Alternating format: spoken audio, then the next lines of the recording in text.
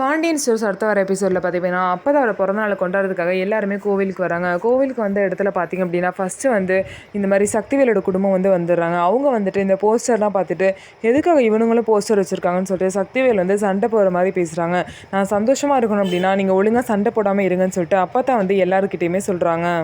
அதை கேட்டு சக்திவேலும் அமைதியாகிடுறாங்க. அதுக்கப்புறம் பார்த்திங்க அப்படின்னா பாண்டியனோட குடும்பம் வந்து வேனில் வந்து இறங்குறாங்க. அவங்க எல்லோரும் போஸ்டரில் அவங்களோட ஃபோட்டோலாம் இருக்கிறத பார்த்துட்டு பார்த்திங்கன்னா ரொம்பவே வந்து சந்தோஷப்படுறாங்க.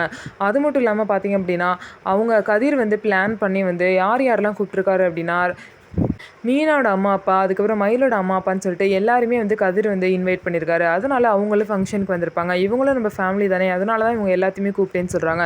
உடனே சுகன்யா பார்த்திங்க அப்படின்னா அப்போ எங்கள் அம்மா அப்பாவை கூப்பிடல, எங்கள் அம்மா அப்பாலாம் ஃபேமிலி கிடையாது அப்படின்னு சொல்லிட்டு கேட்குறாங்க.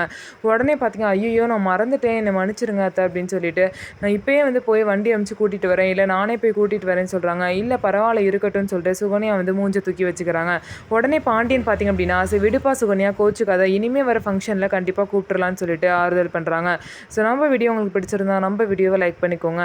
மறக்காமல் நம்மளோட சேனலை சப்ஸ்கிரைப் பண்ணிவிட்டு பாருங்கள்.